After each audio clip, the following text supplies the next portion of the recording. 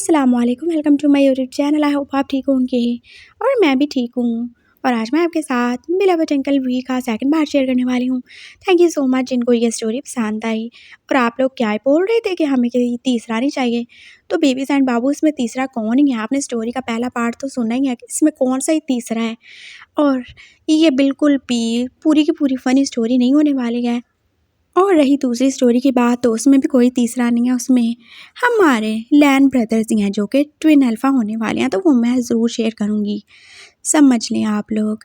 तो चलें ये वाली स्टोरी को स्टार्ट करते हैं। बहुत ज़्यादा ही बातें हो गई और मैं फिर से बता रही हूँ, ये बिल्कुल भी पूरी की पूरी कॉमेडी स्टोरी नहीं होने वाली है। तो चलें स्टार्ट करते हैं। फाइनली बर्थडे पार्टी कंप्लीट हो ही चुकी थी और हमारा लैन और वी वशियान जो कि अभी तक गेट पे ही खड़े थे। वी वशियान जाने वाला था जब वो एकदम से रुक गया। अब क्या हुआ अंकल? कुछ नहीं, वो तुम्हारा एक और गिफ्ट भी है, मुझे याद नहीं रहा। एक और गिफ्ट? लैन जो कि और ज़्यादा ही खुश हो गया। अंकल पहले तो उसे कितने ज़्यादा गिफ्ट दे चुके थे और अब एक और, यानी ये कुछ और ही होने वाला है, कुछ ज़्यादा ही स्पेशल। क्या है गिफ्ट, दिखाए ना। हाँ भी, क्यों नहीं। उसने एकदम से अपनी पॉकेट में हाथ डाला था और फिर वहाँ से एक और छोटी सी डिब्बी निकाल ही ली थी। हाँ, ये बिल्कुल भी पैक नहीं थी, बस वो वैसे ही थी और उसे खोल भी चुका था। Diamond ring! उसको तो अपनी आंखों पे यकीन ही नहीं आ रहा था। हाँ, तुम्हारे लिए।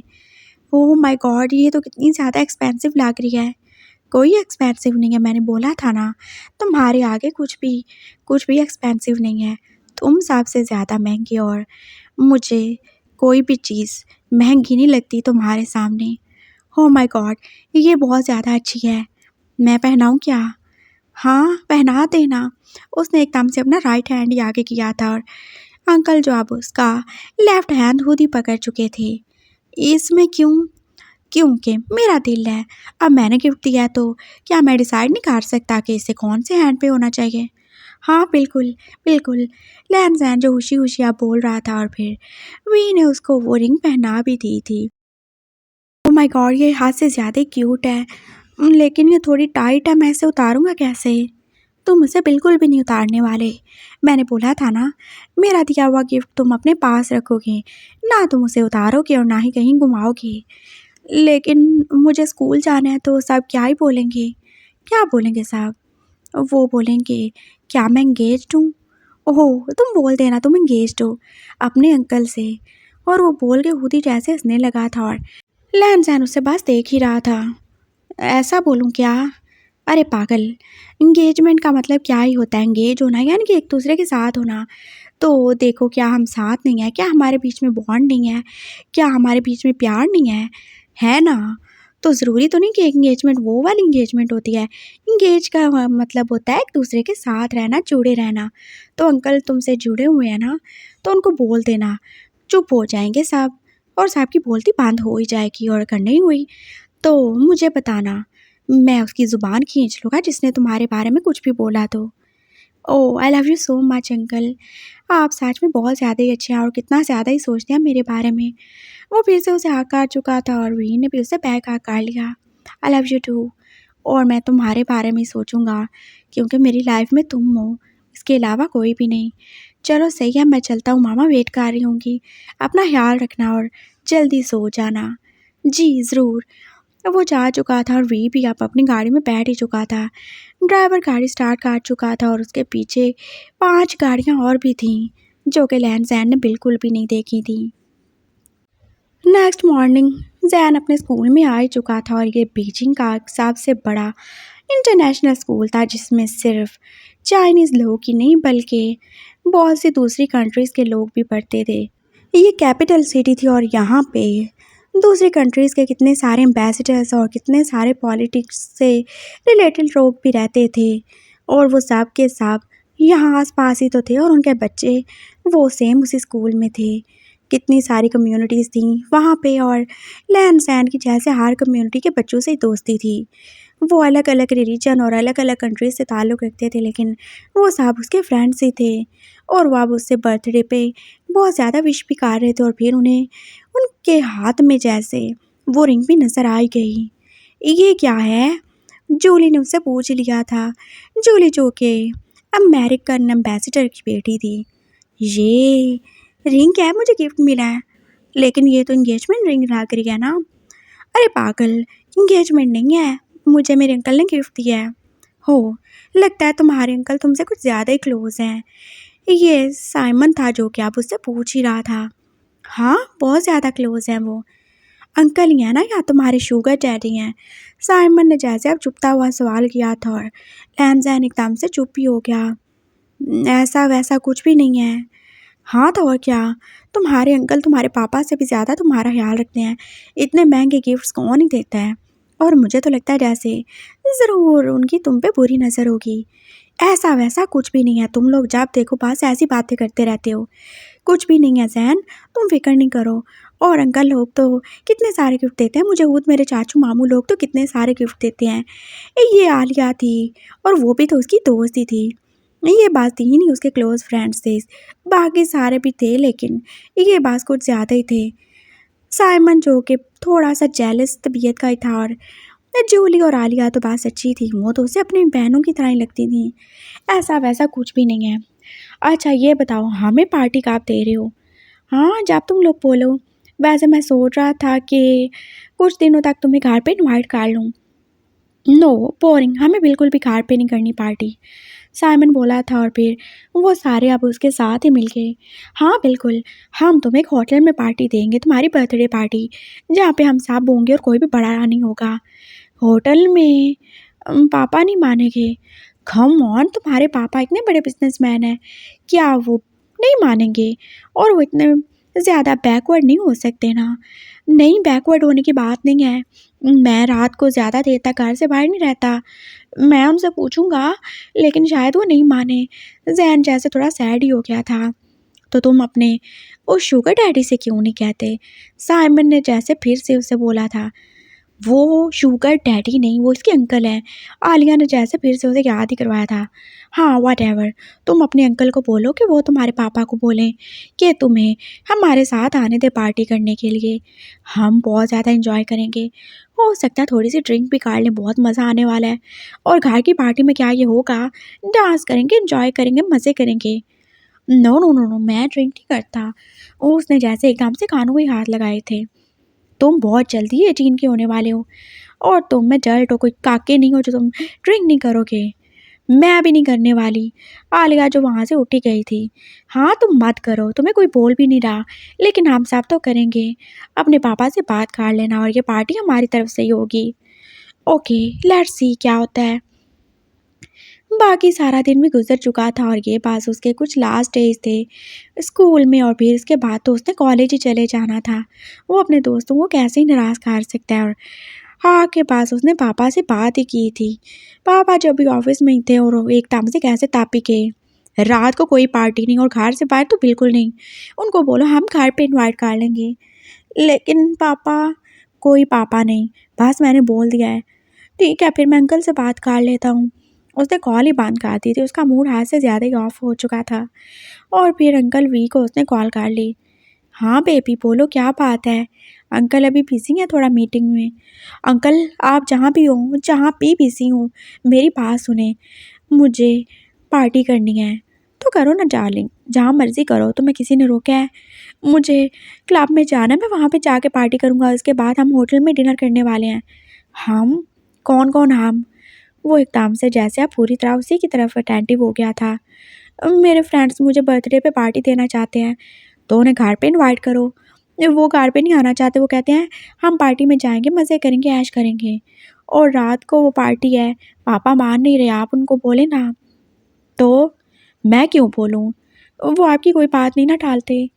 मैं उसे बिल्कुल नहीं बोलूँगा, क्योंकि मुझे ये खुद भी पसंद नहीं है। लेकिन ऐसे कैसे, मेरी नाक काट जाएगी, मेरी इज़्ज़त का सवाल है। मेरे फ्रेंड्स पहले मेरा इतना ज़्यादा मज़ाक बनाते हैं कि पापा मुझे बिल्कुल छोटे बच्चे की तरह ट्रीट करते हैं।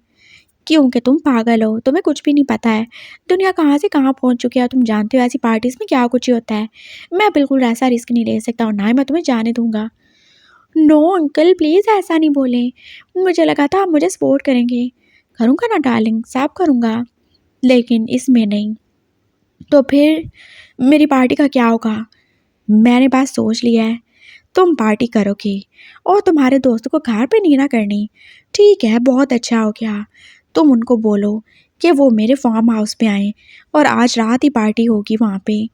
आपका फार्म हाउस? उसे याद आया अंकल वी का एक फार्म हाउस भी तो था, जो यहाँ से थोड़ा ही दूर था, इतना ज़्यादा भी नहीं था, और वो कितना ज़्यादा अच्छे से सजा हुआ था। अंकल भी वहाँ पे काम ही आते जाते थे, लेकिन वो उसका बहुत ज़्यादा ख्याल रखते थे। उसमें उन्होंने कितने सारे हॉर्सेस भी रखे हुए थे और भी कितने ज़्यादा एनिमल्स थे जो उन्हें पसंद थे। वो बस एक घर ही था जहाँ वो कभी-कभी जाते थे, वहाँ पे सर्वेंट्स लोग भी थे। वहाँ पे चलें क्या? हाँ, सही है, मैं उनसे बात कर लेता हूँ। वो तो और ज़्यादा कूल हो जाएगा, लेकिन वहाँ पे सब हो जाएगा। तुम्हारे दोस्तों को ड्रिंक करना है तो वो भी मिलेगा, जो उन्हें खाना-पीना होगा सब भी मिलेगा। लेकिन पापा क्या वो मानेंगे? क्यों नहीं मानेंगे? मैं उसे बोलूँगा और वो ना माने, क्या उसकी इतनी हिम्मत है? हाँ, बिल्कुल। Thank you so much. इसीलिए तो मैं बोलता हूँ मेरे अंकल भी सबसे बेस्ट हैं। ऑफ़ कोर्स, इसमें कोई भी शक नहीं है। ओके डार्लिंग, मिलते हैं फिर शाम को। आप भी आएँगे क्या? नहीं आऊँ क्या? हाँ, ज़रूर आइएगा। जब आपके घर में, आपके फार्म हाउस में है, तो आप क्यों ही नहीं आएँगे? एग्ज़ैक्टली, मुझे तो आना ही है और फिर तुम्हें गिफ्ट भी तो देना है। ओह! और ज़्यादा गिफ्ट? ऑफ़ कोर्स डार्लिंग, तुम्हारी बर्थडे है और गिफ्ट तो होना ही चाहिए। Oh uncle, thank you so much. वो जैसे अब और ज़्यादा ही खुश हो गया था और फिर उसने सबको इनवाइट ही कर लिया। थोड़ा-से मसले के साथ, लेकिन वो मान ही चुके थे। चलो, माँ-बाप से दूर होंगे, ड्रिंक मिलेगी, सब कुछ खाने-पीने को मिलेगा तो और उन्हें क्या ही चाहिए। और पापा, उनको तो अंकल मना ही लेंगे, उसे कोई भी फ़िक्र नहीं है। वो बस अब जल्दी से उठ चुका था। अब उसे रेडी होना है। क्या पहनेगा वो आज? उस हिसाब से स्पेशल दिखना है। जब इतना स्पेशल उसे प्रोटोकॉल मिल रहा है तो दिखना भी सबसे स्पेशल ही चाहिए। क्या करूँ? कौन-सा ड्रेस पहनूँ? हाँ, कहाँ से तैयार होऊँगा मैं? उसे फिर से अपने मेकअप की फ़िक्र इस आने लगी और उसे याद आया था कल रात को जो भी हुआ था। नो, नो, बिल्कुल नहीं। मैं अच्छा-सा मेकअप करवाऊँगा। मुझे तैयार होना है, मुझे नहीं पता। उसने फिर से अंकल को कॉल खड़का ही ली थी। अंकल, मैं कौन-सा ड्रेस पहनूँ? मुझे कुछ भी समझ नहीं आ रहा। जो तुम्हें अच्छा लगे बेबी। मुझे नहीं समझ आ रही ना, आप बताएँ। ओह! तुम पे तो सब रंग ही अच्छे लगते हैं जानू, जो पहनोगे अच्छा ही लगेगा। नहीं, कोई एक बताएँ। अच्छा, ऐसे करो, मैं ड्राइवर को भेज देता हूँ, तुम उसके साथ चले जाओ, जो तुम्हें ड्रेस अच्छा लगे ले लेना। और क्या चाहिए तुम्हें? हाँ, मुझे सैलून पे जाना है, मुझे रेडी होना है। फिर से? नहीं, इस बार मैं खुद से नहीं रेडी होऊँगा। मुझे पता है आप इंसल्ट करते हो। अच्छा सही है, ठीक है, जो भी करना हो कर लेना। मैं शाम में थोड़ा लेट हो जाऊँगा। मैं वहाँ पे पहुँच जाऊँगा और हाँ, मैंने कॉल कर दिया, बाकी सारा इंतज़ाम हो जाएगा। तुम बस टाइम से रात के 8 बजे वहाँ पे पहुँच जाना।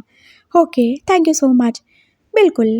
और अब कॉल काट चुकी थी और बाकी दिन रहन-सहन ने ऐसे गुज़ारा था। वो अंकल के ड्राइवर के साथ मार्केट गया था, अपनी पसंद का ड्रेस भी ले लिया था उसने और फिर वो खुद को रेडी भी करवा चुका था और शाम में वो घर ही आया था। उसने कैसे नाक चढ़ा के पापा की तरफ देखा था। बोला था, इजाज़त नहीं देंगे। देखा, मिल गई इजाज़त। जा रहा हूँ मैं। हाँ, जाओ, लेकिन अपना ख़्याल रखना। अंकल वी के घर जा रहा हूँ, तो ख़्याल तो रखूँगा ही ना मैं। फिर भी अपना ख़्याल रखना। मैं भी चलूँगा कहा। ज़ैनी, जो जाने के लिए तैयार ही थी। तुम छुटकी, क्या मैं नहीं जा सकती क्या? अपनी बहन को भी साथ लेके जाओ। लेकिन वो तो मेरे दोस्त है ना। तो क्या हुआ? मुझे नहीं पता, मैं भी चलूँगी साथ। नहीं बेटा, तुम नहीं जाओ। मामा ने उसे रोक दिया था और फिर उसे पिज़्ज़ा खिलाने का वादा करके वो अपने साथ लेके जा ही चुकी थी और ज़ैन, जो कि अब अपने बाकी दोस्तों को जॉइन ही करने वाला था अंकल वी के फार्म हाउस पे। और वो जब वहाँ पे पहुँचा था, उसे तो जैसे देख के यकीन ही नहीं आया। यहाँ पे वो पहले भी आ चुका था 1-2 बार, लेकिन आज तो जैसे वो हद से ज़्यादा ही क्यूट लग रहा था। वो पूरी की पूरी जगह जैसे लाइटों से सजी हुई थी और एंट्रेंस से लेकर अंदर तक पूरा का पूरा रेड कारपेट ही था, वो भी गुलाब से बना हुआ। ओह! लगता है तुम्हारे अंकल यहाँ पे जैसे अपनी ब्राइड को वेलकम करना चाहते हैं। जूली बोली थी और वो हद से ज़्यादा ही खुश थी। हाँ, ब्राइड के लिए नहीं, मेरे लिए है। अंकल मुझसे बहुत ज़्यादा प्यार करते हैं। देखा, तुम्हारा शुगर डैडी ऐसे ही है। साइमन फिर से ही बोला था। बकवास बंद करो तुम। ये अंकल ही हैं जिसने सब कुछ अरेंज किया है। चलो देखते हैं फिर। वो साहब अब अंदर आ चुके थे और सर्वेंट जो कि उनके सामने खड़े थे और वो उन्हें सर्व भी कर रहे थे। वो पास यहाँ से वहाँ भी घूम रहे थे और फार्म हाउस को देख ही रहे थे। क्या यहाँ पे और भी ज़्यादा एनिमल्स हैं? हॉर्सेस को देख के साइमन तो एक्साइटेड ही हो गया था। हाँ है, लेकिन वो अभी बांधती हैं, सारों ने ज़्यादा नहीं खोलते, वो डेंजरस है ना। डेंजरस? ऐसा भी क्या रखा हुआ है अंकल ने? साइमन जो थोड़ा सा परेशान हुआ था। एक्चुअली हमारे सर को अजीब अजीब चीज़ें जमा करने का बहुत ज़्यादा ही शौक है। मॉनिटर लिजर्ड भी उन्होंने पाल रखा है और हाँ, ऑस्ट्रेलियन टाइगर की भी है एक जोड़ी। और क्या है? और पास यही है। लाइन नहीं रखा क्या? लैंसैन को हाथ से ज़्यादा एक्साइटमेंट हो रही थी। उन्होंने ऑर्डर दे दिया 3-4 दिन तक आ जाएगा। हो माय गॉड, फिर तो मैं यहाँ पे रोज़ ही आने वाला हूँ। वो हाथ से ज़्यादा एक्साइटेड हो चुका था। और हाँ, किंग कोबरा के बारे में मैंने नहीं बताया, वो भी है। ओह अंकल को तो जैसे यहाँ पे चिड़ियाघर बनाने का शौक चढ़ा होगा। साइमन जैसे अब दांत ही निकालने लगा था। नो, अंकल बहुत ज़्यादा क्लासी हैं और उन्हें ये सब चीज़ें पसंद ही हैं। वो एक एनिमल लवर है, उन्हें हाथ से ज़्यादा ही प्यार है जानवरों से। हाँ, देख के पता चल ही रहा है। जूली जो कि अब लैंसैन की तरफ देख रही थी, जो कि आज फिर से कुछ ऊट पटांग की तैयार सा होने वाला था। ऐसा कुछ नहीं है, तुम मुझे एनिमल मत बोलो। तो और क्या बोलूँ मैं? हाँ, पूरे के पूरे डोनाल्ड डक लग रहे हो। लिपस्टिक थोड़ी कम नहीं लगा सकते थे क्या? ज़्यादा होगी क्या? बस ठीक है, रहने तो, आप जो होना था हो चुका है। वो आप सब वेट ही कर रहे थे, खाना वो पहले ही खा चुके थे और ड्रिंक्स भी ले ही चुके थे। फाइनली वी की एंट्री हो ही चुकी थी और अंकल को देख के तो सबके मुंह खुले के खुले रह गए थे। ये अंकल हैं? आलिया जो के पास हैरानी से देख ही रही थी। हाँ, यही अंकल हैं। है ना हैंडसम? और ये कहीं से अंकल नहीं लग रहे। कहीं से कहाँ से लगेंगे वो? हाँ, वैसे भी उनकी एज उनके फेस से बिल्कुल भी रिवील नहीं होती। वो बहुत ज़्यादा केयर करते हैं, जिम जाते हैं, अपना बहुत ज़्यादा ख्याल रखते हैं। वो कैसे प्राउडली बता रहा था और फिर भी वहाँ पे पहुँच ही गया। कैसे हो बेटा, सब लोग ठीक हो? हाँ जी, सही हैं। और एंजॉय किया तुम लोगों ने? हाँ बिल्कुल, अब केक काटेंगे, उसके बाद हम डांस ही करने वाले हैं। और कुछ चाहिए क्या? खाने में कोई कमी तो नहीं हुई? No uncle, thank you so much, सब सही था। वो सब एक साथ ही बोले थे। वो कोई 20 लोग तो थे ही। ओह ज़रूर, मुझे लगा शायद तुम लोगों को कुछ और चाहिए होगा। बाय द वे, तुम्हारे लिए कुछ है? हमारे लिए? हाँ बिल्कुल, तुम सब यहाँ पे आए हो मेरे प्यारे बेबी की बर्थडे पे, तो तुम लोगों को भी तो कुछ ना कुछ मिलना चाहिए ना। क्या मिलना चाहिए? दिखाता हूँ। उसने जैसे अपने सर्वेंट को आगे किया था और उनके हाथ में कितने सारे बॉक्सेस थे। ये आप सब के लिए। आई होप आप लोगों को अच्छे लगे। आप लोग जैन के दोस्त हो तो ऐसे तो हो नहीं सकता आप खाली हाथ रहो। वो साहब अपने अपने गिफ्ट देख रहे थे और फिर जैसे उनके मुंह खुल ही चुके थे। लड़के के लिए, हाँ, हर एक लड़के के लिए गोल्ड वॉच ही थी और लड़कियों के लिए गोल्ड का ब्रेसलेट ही। अंकल ये क्या हो गया? अंकल भी बोलते हो और फिर इनकार भी करते हो। तुम सब ये रखने वाले हो और मुझे इनकार बिल्कुल पसंद नहीं है। ये सब रखेंगे। मेरा गिफ्ट किधर है अंकल? लैंसैन को जैसे अब थोड़ा सा अफसोस ही होने लगा था अपने दोस्तों को बुला के। अंकल ने कितना ज़्यादा ही खर्चा कर डाला होगा। तुम्हारा गिफ्ट? हाँ, ये रहा। उसने जैसे कीज उसे पकड़ाई थी। ये किस चीज़ की हैं? तुम्हारा गिफ्ट है ना, बाहर जाके देख लो। वो जल्दी से बाहर गया था और उसे गेट के बाहर खड़ी हुई ब्लैक कलर की फरारी नजर आई थी। ओह माय गॉड, ये मेरे लिए है? हाँ बिल्कुल। पापा मुझे घर से निकाल देंगे अगर मैं इसे घर लेके गया। कोई नहीं, तुम्हारे बाप को मैं घर से और बिजनेस से निकाल दूंगा अगर उसने ऐसा वैसा कुछ किया, और अगर उसने तुम्हें निकाला तो मैं हूं ना, तुम मेरे घर आ जाना।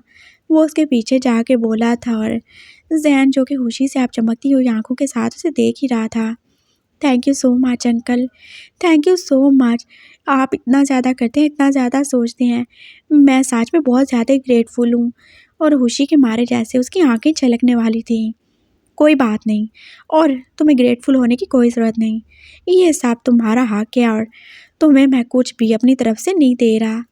मतलब मतलब बाद में। चलो केक काटें, भूख लग रही है मुझे। और आज भी लाइन वाला केक है क्या? पता नहीं, देखता हूँ मैं। आपने तो भेजा था। अच्छा हाँ, मुझे नहीं पता फिर। वो वहाँ पे आ चुके थे और फिर वो केक खो ले चुके थे। इस बार वो कोई क्यूट सा ही केक था, वो जो पिंक कलर का था और उसके ऊपर जैसे बड़ा-बड़ा नाम ही लिखा हुआ था ज़ैन का। ये तुम काटने वाले हो?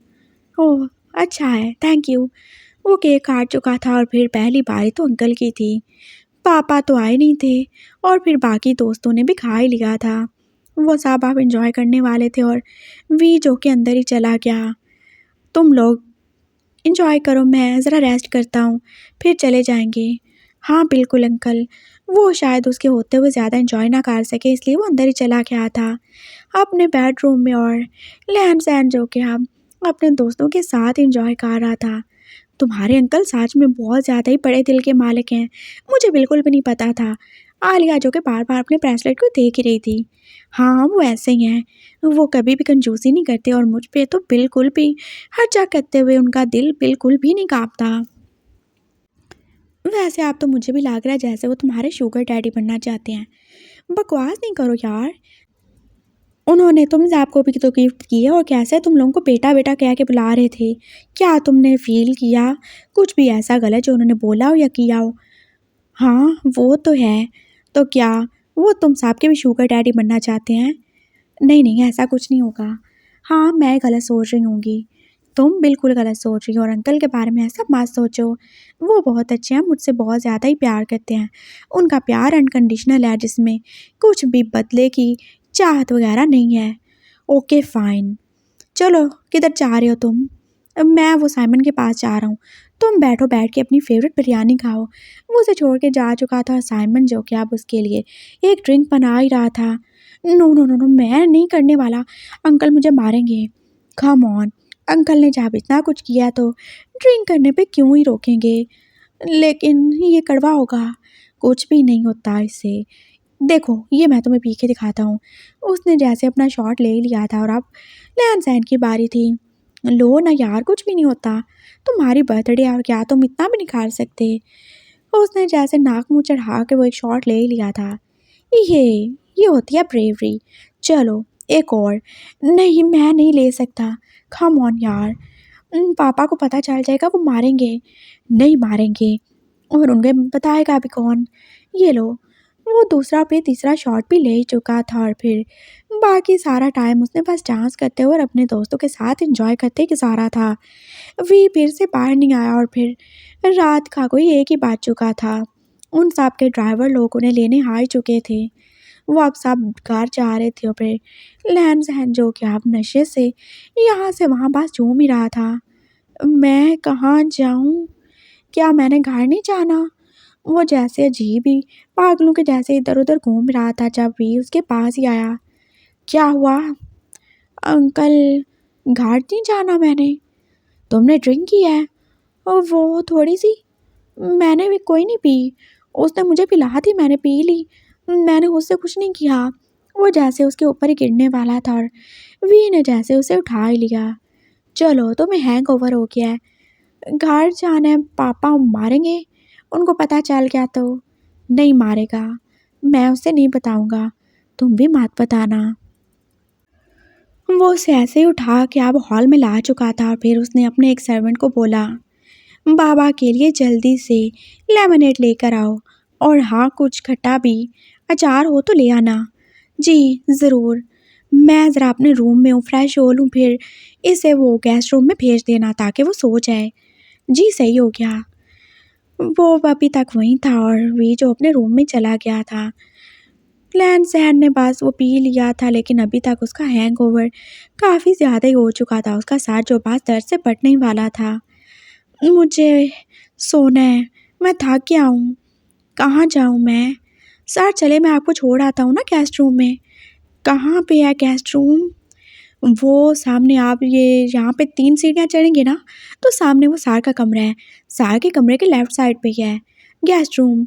चले जाएँगे या मैं छोड़ आऊँ? सर्वेंट जो कि खुद भी थका ही हुआ था। नहीं अंकल आप चाहें मैं चला जाऊँगा। इट्स ओके कोई बात नहीं, उसने बोला था और फिर वो अंकल चले गए थे और वो बस ऐसे ही लड़खड़ाता हुआ सही लेकिन ऊपर पहुँच ही चुका था। लेकिन अब उसका रूम कौन सा ही है? कौन सा अंकल का रूम था? लेफ्ट वाला कि राइट वाला? वो दोनों एक जैसे तो लग रहे थे, गेट का कलर भी तो सेम ही था। हाँ, यही होगा सामने वाला। वो बिना सोचे समझे उस रूम में चला ही गया था।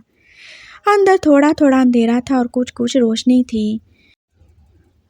हाँ, लेकिन इतना भी अंधेरा नहीं था कि वो अपने सामने पड़े उस बड़े से बेड को देख ना सके। ओह! ये पास बहुत ज़्यादा अच्छा है। मैं बस सोने वाला हूँ। देखा जाएगा जो भी सुबह होगा।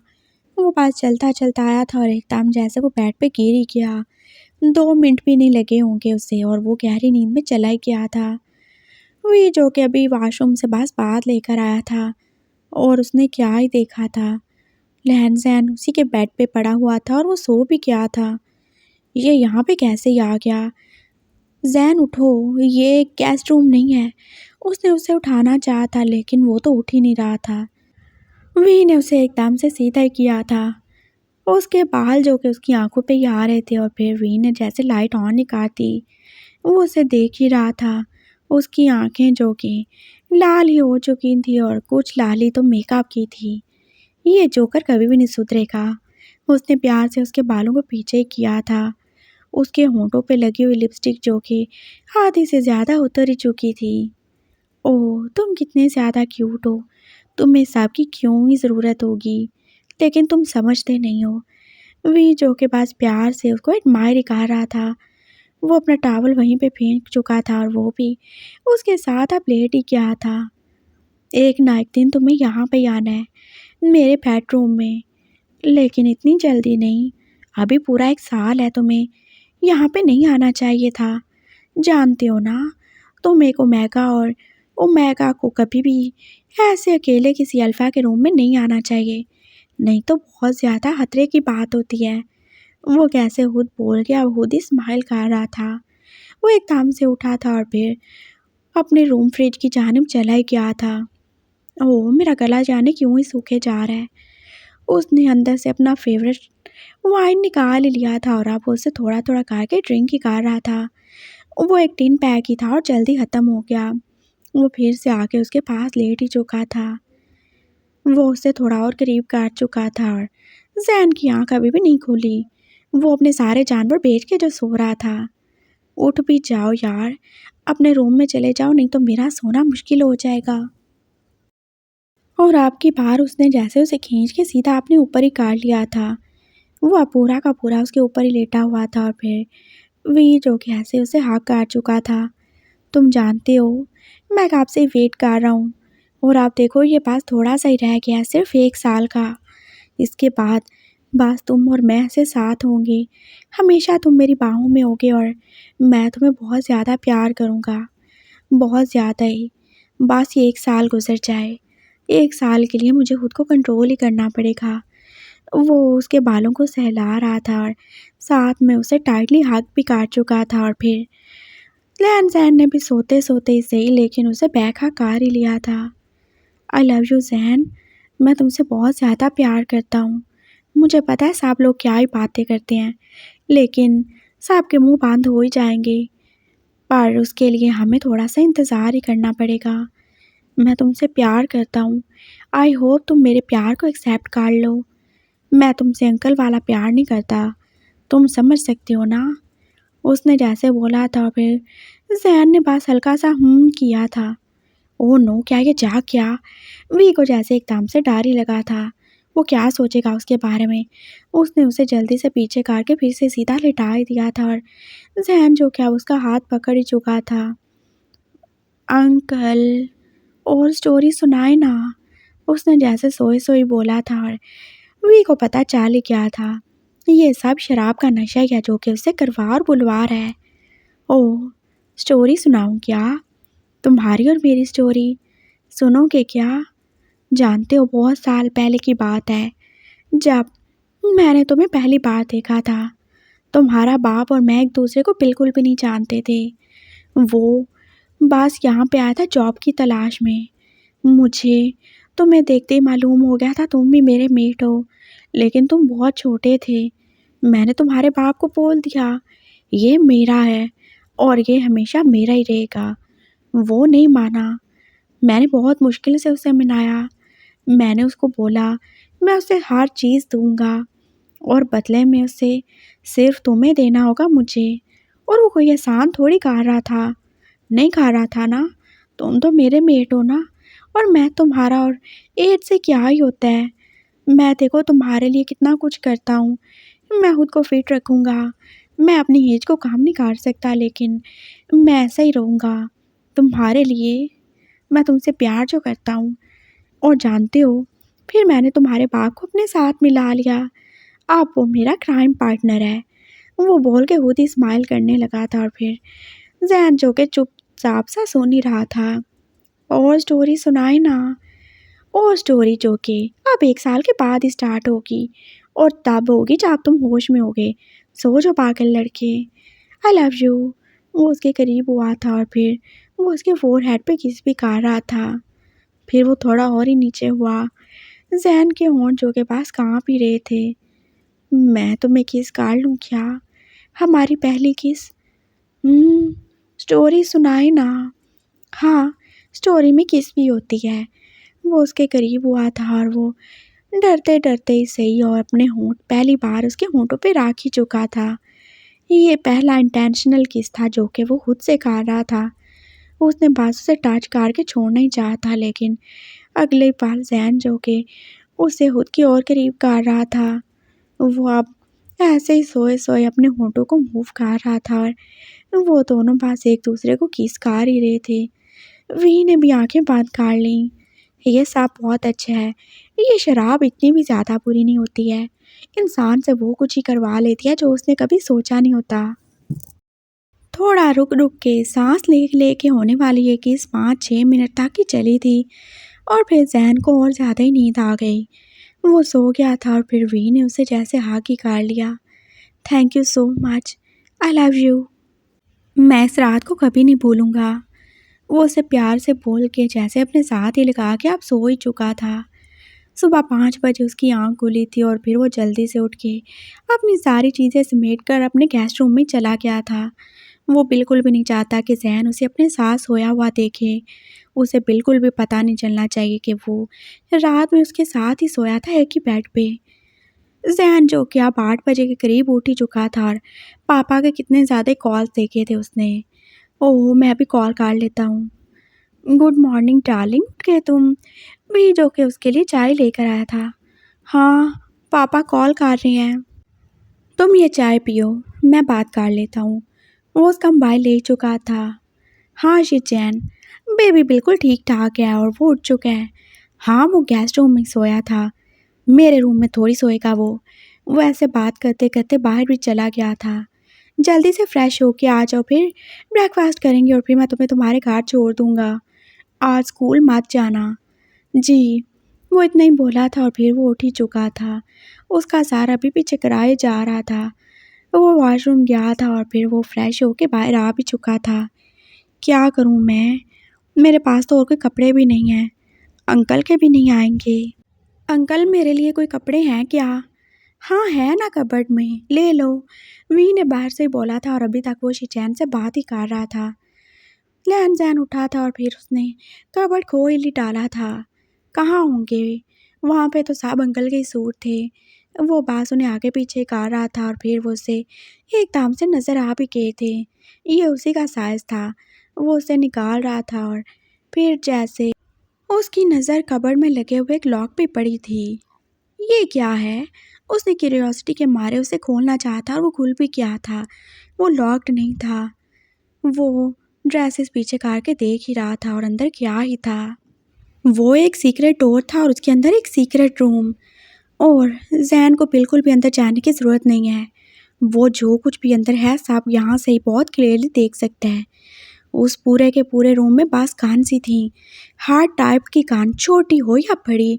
गन सी क्या, वहाँ पे तो सारे हथियार थे। डैगर से लेके नाइफ्स तक, गन से लेके पिस्टल तक, सब कुछ ही तो था वहाँ पे। Oh my God! उसका दिल जैसे डर से कांपने लगा था। वो जैसे अभी नीचे गिरने वाला था, जब एकदम से उसे वी की गुस्से वाली आवाज़ ही आई थी। ये क्या कर रहे हो तुम? हाँ, तुम्हारी हिम्मत भी कैसे हुई?